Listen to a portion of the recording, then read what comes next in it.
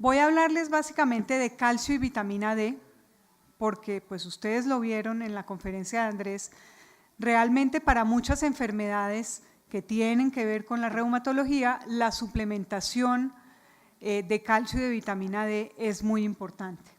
Voy a hablar también breves palabras, una diapositiva sobre omega 3 y otro suplemento que puede ser útil en reumatología, que es el cranberry. Este diagrama que les mostré muestra simplemente cómo es la curva del crecimiento y de la pérdida ósea a lo largo de la vida. Resulta que el hueso, así como todos los tejidos, crece, va aumentando, llega un momento en el que se estabiliza y posteriormente se pierde. Por eso es que se produce la osteoporosis. La masa ósea y la longitud de los huesos, es decir, los huesos no solamente crecen en longitud, sino que crecen en masa, en volumen y en fortaleza. Entonces, los años más importantes para la constitución de la masa ósea son los años de la pubertad y los años de la juventud. Posteriormente, esta masa ósea se estabiliza entre los 20 y los 30 años. Al llegar a los 30 años llegamos a lo que se llama pico de masa ósea. Posteriormente comenzamos a perder muy lentamente. Al llegar a la menopausia perdemos muy rápidamente y posteriormente continuamos perdiendo con la edad.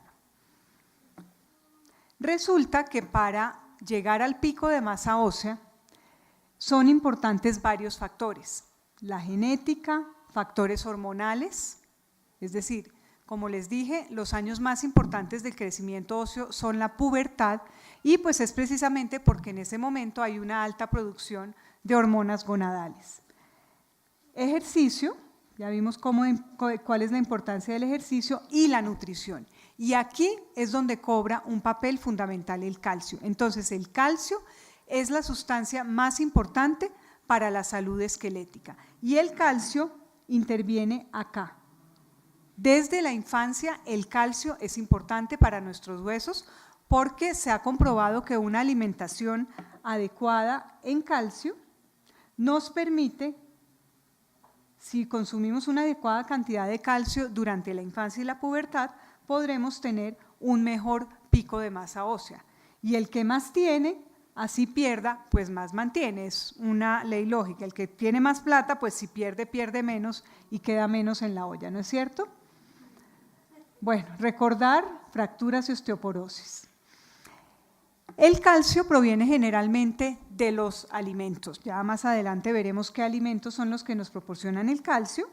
El calcio de la dieta o de los suplementos se absorbe, lo tomamos, entra al intestino, en cierta porción del intestino, una proporción, que es la minoría, se absorbe, del intestino pasa al compartimento de la sangre y de allí pasa a ciertos compartimentos del organismo. La mayor parte del calcio se acumula en el esqueleto y el esqueleto es un reservorio del calcio. Lo puede soltar y lo recupera, es decir, si llegamos a necesitar calcio para muchas de las funciones, el esqueleto lo puede liberar. Y una buena proporción del calcio es eliminado en la materia fecal. El calcio es un elemento químico, es un ion que se encuentra en el medio interno del organismo. Como les dije, es una parte fundamental del esqueleto que podemos considerar un reservorio de calcio, actúa como mediador entre las células, es decir, muchas funciones celulares, por ejemplo, funciones del músculo cardíaco, del músculo estriado, van a tener que ver con acciones del calcio. Por eso es que el calcio es un elemento fundamental en nuestro organismo y tiene una función muy importante para la contracción muscular. Si ustedes miran, esta es la tabla de requerimientos de calcio a lo largo de la vida. Entonces, si ustedes se ponen a ver los lactantes, ¿cuánto pesa un lactante? Un lactante pesa entre 4 y 10 kilos. Un lactante de 10 kilos va a necesitar un promedio de 400 miligramos al día. En la medida en que vamos creciendo, pues vamos necesitando cada vez más, entre 6 meses y un año 600 miligramos, los niños 800 miligramos y los niños en crecimiento activo, prepuberales entre 1200 y 1500 miligramos, que más o menos es la cantidad promedio de calcio que seguiremos requiriendo a lo largo de la vida. Bueno, ¿y eso qué quiere decir? ¿Qué son esas cifras? ¿De dónde viene esa cantidad de calcio o de dónde obtenemos el calcio? Entonces, lo ideal, cuando vamos a hablar de suplementación, es que obtengamos el calcio de los alimentos. Y muchos alimentos tienen calcio, pero los alimentos que más tienen calcio son los lácteos. Los lácteos, el primero de ellos es la leche, sea leche descremada o sea leche entera. En promedio, una porción de leche, que sería un vaso de 8 onzas o 240 miligramos, tiene más o menos entre 250 o 300, si quieren grábense el número 300 en la cabeza, que es como un número más fácil de mantener. Entonces, si uno se toma un vaso de leche al día, habrá cumplido con la cuarta parte de los requerimientos diarios de calcio. Entonces, ustedes así pueden llevar su cuenta. Una onza de queso, una onza son 30 gramos, no es ahora esas porciones que vienen en tajadas que son más o menos entre 15 y 17 gramos, que es una porción muy pequeña de queso. Una onza de queso tiene más o menos 250 miligramos y los quesos que más contienen calcio son los quesos duros, especialmente los quesos amarillos, como el queso holandés, el queso Savana. El problema es que esos quesos tienen más grasa, entonces si somos personas mayores, si de pronto hay temas relacionados con el colesterol, pues ahí tenemos un problema. Entonces, de pronto, preferir los quesos duros que tengan una menor cantidad de grasa. Entonces, esto es algo, es decir, hay que consultar con el médico, consultar con la nutricionista, a ver de qué manera podemos obtener un mejor provecho de los alimentos lácteos sin tener problemas de tolerancia o problemas generados con posibles riesgos asociados con el consumo de estos alimentos. Una porción, un vaso de yogur también tiene una cantidad considerable de calcio, el kumis un poco menos. La cuajada que ven acá, que es un queso muy popular entre nosotros, tiene realmente menos calcio que los quesos duros. Un huevo tiene 27 miligramos, o sea, realmente es un 10% de una porción, o sea, es muy poquito. La carne prácticamente no tiene nada de calcio. Y otros alimentos que tienen mayor contenido de calcio son ciertas verduras como el brócoli, el repollo, más o menos 25 miligramos de repollo tienen 103 miligramos, el brócoli es algo similar, las leguminosas como el frijol tienen 73 miligramos por una onza. El problema es que aunque estos alimentos son una fuente adicional de calcio, se absorbe mucho mejor el calcio proveniente de los alimentos lácteos. Eso no quiere decir que no podamos completar nuestros requerimientos con lo demás que comemos. Si tenemos una alimentación balanceada, como lo dijo Andrés, que contenga todos los grupos alimentarios, seguramente consumiendo 3 porciones de lácteos más el resto de los alimentos, lograremos llegar a los requerimientos. Miren, los lácteos pueden ser tan atractivos como esto, ¿no? Entonces, lo que decimos es que la alimentación debe proveer el calcio necesario en cada etapa de la vida. Lo que les dije, el calcio de los productos lácteos se absorbe en un 70%, mientras que el calcio en otros alimentos se absorbe menos. ¿Cuántos de ustedes consumen 3 porciones de lácteos al día? Muy poquitos. Y cuando uno dice que me tomo mi café con leche, se toma el café y un poquito de leche. Entonces, lo que se ha visto en las encuestas en la población, en las encuestas sobre alimentación, es que realmente hay una muy baja proporción de personas que consumen en su dieta los requerimientos de calcio. Y eso es algo que yo veo todos los días en mi consulta, porque yo siempre, por regla general, les pregunto a mis pacientes sobre su alimentación relacionada con calcio y lácteos. Este es uno de los suplementos más famosos, esto es una foto que tomé ahí en Google, pero pues ustedes han visto una publicidad con una actriz muy famosa relacionada con este calcio. Este es uno de los suplementos de calcio más populares, es un carbonato de calcio de venta libre. Entonces, ¿cuándo debemos requerir suplementos? Cuando no consumimos el calcio suficiente en la dieta. Entonces, aparentemente, acá se aplica a la gran mayoría de ustedes. Hoy en día hay básicamente dos tipos de suplemento en el mercado, que son el carbonato y el citrato, de acuerdo a los componentes que acompañan el calcio. Tienen algunas diferencias.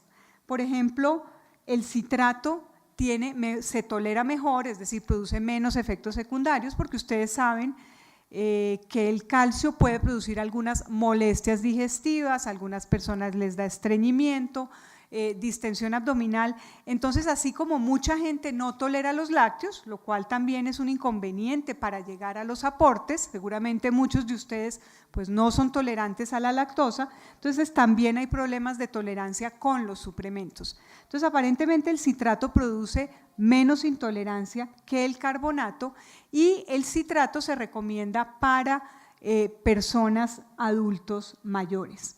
Además, el citrato se puede dar a personas que hayan tenido cálculos renales, mientras que el carbonato puede favorecer más los cálculos renales. Pero pues obviamente todos estos factores pues son más del resorte de recomendación médica. Entonces, como cada uno de ustedes tendrá una inquietud o tendrá una situación médica particular, este tipo de temas en relación al tipo de suplemento es mejor comentarlo con su médico.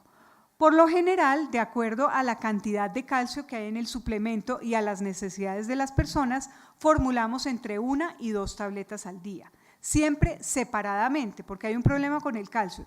Si damos un suplemento que contenga 1 gramo de calcio, solo se va a absorber la mitad, es decir, el resto, además de producirnos intolerancia, se va a ir a la basura y no nos va a servir para nada.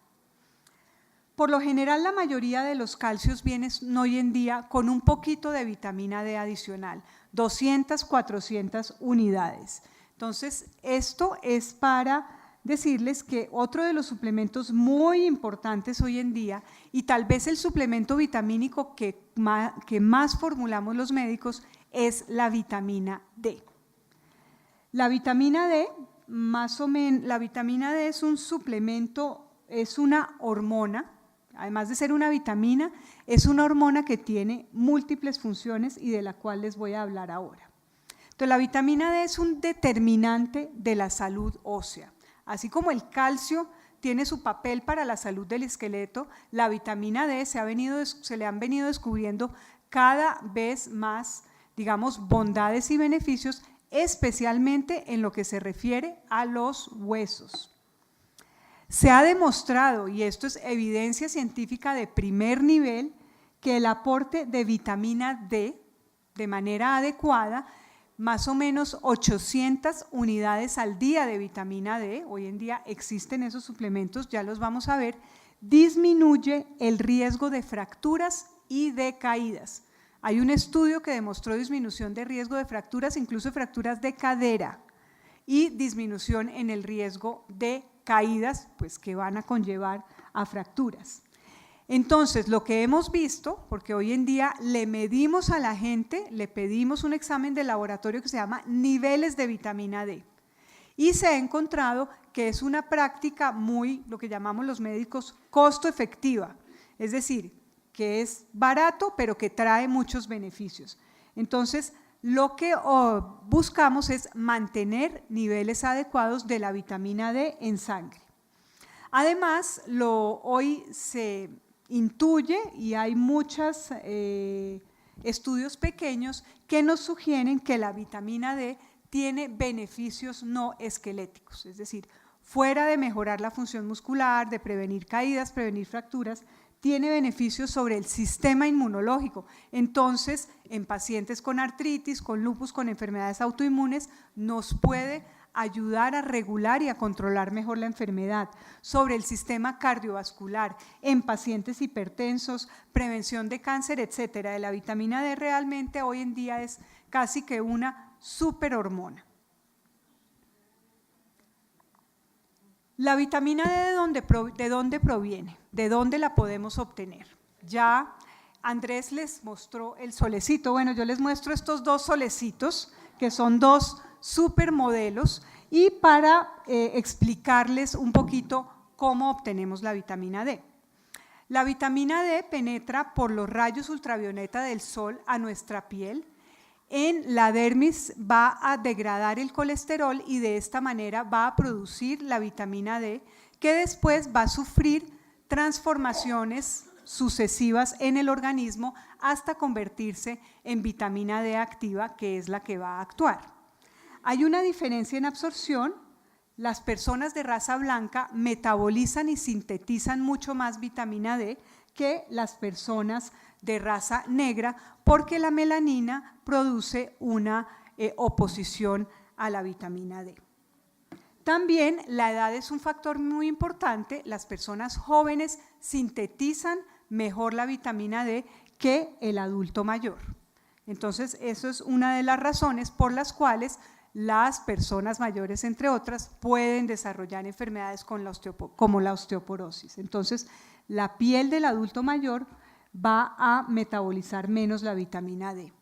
Otros de los factores son factores relacionados con la geografía y se ha demostrado que en zonas ecuatoriales las personas producen vitamina D durante todo el año, mientras que en zonas geográficas de países templados, en estas zonas geográficas, durante los meses de invierno se produce muy poca vitamina D. Entonces, ya desde hace muchos años en estos países europeos, en Estados Unidos, se ha venido regularmente suministrando vitamina D a todas las personas, especialmente los adultos mayores, porque es un factor de riesgo para osteoporosis y para caídas. Pero lo que se ha visto es que realmente la deficiencia de vitamina D es como una epidemia. Y esto es un estudio realizado en 2.589 mujeres osteoporóticas, posmenopáusicas con osteoporosis, y a todas estas mujeres se les midieron los niveles de vitamina D. Esto fue un estudio internacional realizado en muchos países.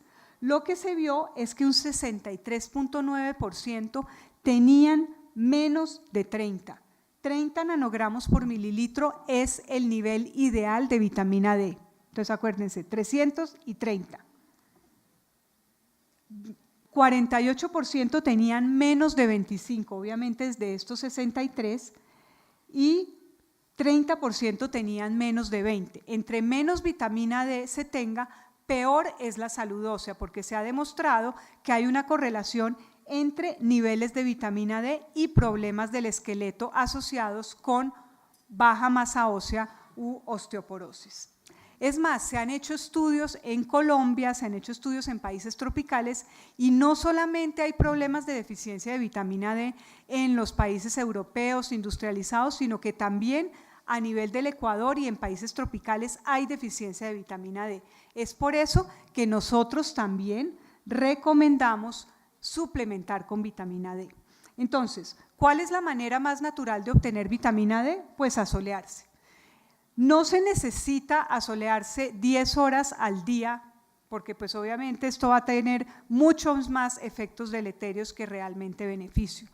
Lo que se dice es que hay que exponer las extremidades, es decir, estar uno al sol con manga corta y con pantalón corto durante más o menos 15 minutos cada día en las horas en las que mejor se absorbe la vitamina D, que son las 10 de la mañana y las 3 de la tarde. Obviamente durante esos 10 a 15 minutos no hay que ponerse protector solar, porque el protector solar bloquea por completo la formación de vitamina D. Una vez que uno dice, bueno, voy a hacer mi síntesis de vitamina D, se pone después su protector solar para no tener quemaduras. No quisiera ser responsable aquí de algunas quemaduras. Dentro de las fuentes de vitamina D también tenemos ciertos alimentos, pero realmente son pocos los alimentos de los cuales podemos obtener vitamina D. Están principalmente ciertos pescados como el salmón fresco, 3 onzas, que es una porción pequeña de salmón, nos da entre 600 y 1000 unidades de vitamina D, pues muy interesante, pero ¿quién come salmón todos los días? Además de ser muy costoso, pues debe ser bastante aburridor. Sardinas enlatadas, lo mismo, tienen una buena cantidad de vitamina D, pero yo cuando le hago la encuesta a mis pacientes, realmente no mucha gente come sardinas hoy en día. Atún enlatado, pues también 250 unidades por 3.5 onzas, yema de huevo 20 unidades, y pues hay que mirar dentro de los alimentos que tengamos a nuestra disposición si algunos alimentos están fortificados o enriquecidos. En Colombia no es tan común que tengamos alimentos fortificados, entonces realmente no creo que los alimentos jueguen un gran papel aquí en proveernos la cantidad de vitamina D que vamos a requerir. Entonces, ¿qué vamos a hacer para mantener los niveles de vitamina D por encima de 30? Vamos a usar suplementos. Hasta hace unos 5 años no teníamos suplementos de vitamina D y aunque ya conocíamos su importancia, pues no teníamos cómo realmente manejar bien a los pacientes. Y ya en los últimos 5 años, pues ha sido mucho menos costoso medir los niveles de vitamina D, porque al comienzo eso también era muy caro, y tenemos varios suplementos en varias presentaciones al gusto del consumidor. Entonces, por ejemplo, hay un suplemento del laboratorio Sanofi que viene en gotas, entonces 10 gotas de este suplemento tienen 2000 unidades de vitamina D. Cápsulas, tenemos cápsulas y tabletas que nos dan 1000, 2000, incluso una de 7000 unidades, que yo a veces formulo a mis pacientes una tableta de 7000 unidades por semana. Y mucha de la vitamina D viene también en los suplementos de calcio, entonces pues algunos calcios nuevos ahora tienen más vitamina D de lo que tenían antes. Entonces, como les dije, es un menú amplio para todos los requerimientos y todos los gustos. El omega 3, pues ya el doctor Fernández creo que los ilustró suficientemente sobre el omega 3. También pues vimos que está en ciertos pescados, como el salmón, pescados de agua profunda, y hay otros suplementos nutricionales que hoy en día están muy de moda, como las semillas de lino, las semillas de chía, que parece ser un suplemento nutricional muy interesante, o las nueces tienen omega 3. Los suplementos, ¿cuándo los recomendamos? Realmente, de acuerdo a lo que Andrés les habló, casi que si tenemos una alimentación sana y balanceada, podríamos tener o cumplir con los requerimientos de omega 3. No es que nosotros prescribamos omega 3 como un suplemento necesario, como por ejemplo la vitamina D. Pero, por ejemplo, hay estudios que han demostrado que la administración de dosis suficientes de suplementos de omega 3 disminuyen los niveles de triglicéridos. Entonces, a veces formulamos, o a veces los cardiólogos formulan omega 3 para personas que tengan elevación de los triglicéridos. En reumatología, hay estudios que demuestran que los suplementos de omega 3 tienen propiedades antiinflamatorias y que incluso pueden mejorar los síntomas de artritis. Lo que pasa es que para que sea realmente un medicamento eficaz para suprimir los síntomas inflamatorios en artritis, se requieren dosis muy altas que serían muy difíciles de tolerar. Además, si una persona con artritis ya se está tomando 10 tabletas al día, pues tomarse 10 tabletas más de omega 3, no creo que muchos duren una semana con este tratamiento. Otra de las indicaciones que yo utilizo en particular para el manejo de ciertos suplementos de omega 3 es el ojo seco, porque hay algunos estudios que han demostrado que el omega 3 estabiliza la película lagrimal y que puede mejorar los síntomas de ojo seco. Entonces esa puede ser otra de las indicaciones. Y para finalizar, voy a hablarles un poquito del arándano. Esta es una fruta, ustedes saben que el arándano, pues viene ahí el arándano negro y el arándano rojo, que es el cranberry. Y el arándano es un suplemento que ha demostrado ser útil para la prevención de infecciones urinarias recurrentes. El cranberry forma una barrera de protección que evita la replicación de este microorganismo que es la causa de la mayor parte de las infecciones urinarias, que es la Escherichia coli. Entonces, hoy en día existen algunos preparados comerciales que contienen cranberry. Yo no les aconsejo ir al supermercado y comprar jugo de cranberry lleno de dulce, porque lo que van a hacer es llenarse de glucosa.